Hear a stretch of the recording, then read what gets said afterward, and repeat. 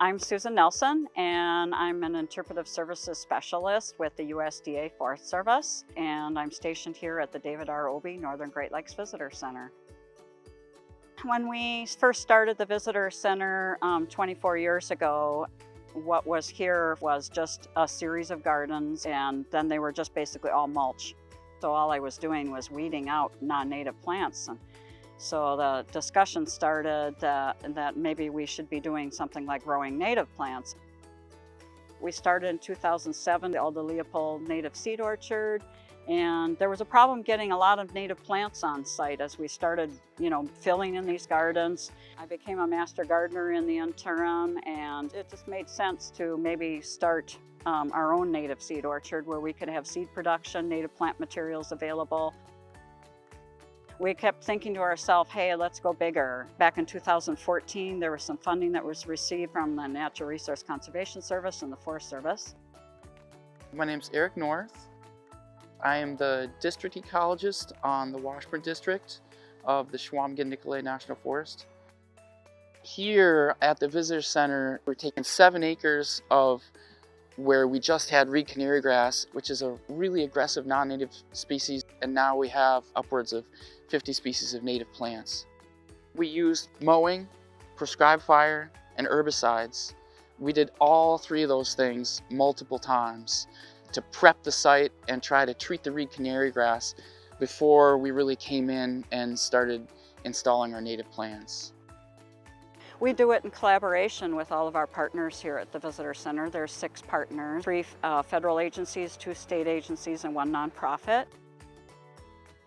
Part of the spin-off of this project is all the other opportunities for cooperation, collaboration, volunteer networking, internships. All of those things happen here now, whereas before, none of them did.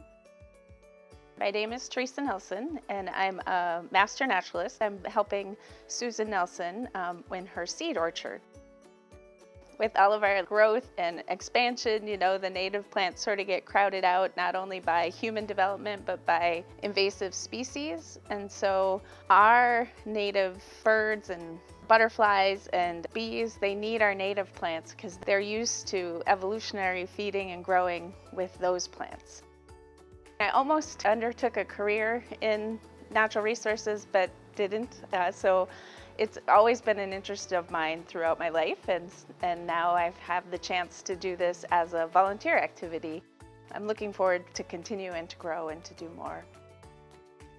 It's a great success story, because a picture's worth 1,000 words, right? Like over here we have reed canary grass, and that's it.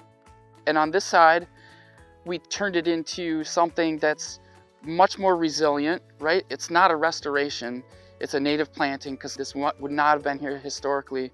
But the biodiversity that this brings builds much more resilience to the watershed, because this is in the Lake Superior watershed, than a monoculture of reed canary grass. One of the ideas that restoration ecologists talk about is build it and they will come. And I think this is a really good example of where that philosophy kind of played out. 8 species of bumblebees in the state of Wisconsin are listed as rare. And in the last 10 years since we implemented this project, we now have 5 of those 8 rare species right here at the Visitor Center.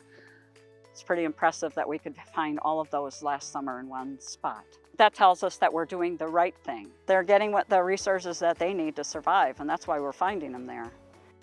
At the stage that we're at now, the native species are really doing all the work themselves. That initial time and money investment to treat this 7 acres in the long run is a huge payoff. And we plan to do more of these plantings in the coming years.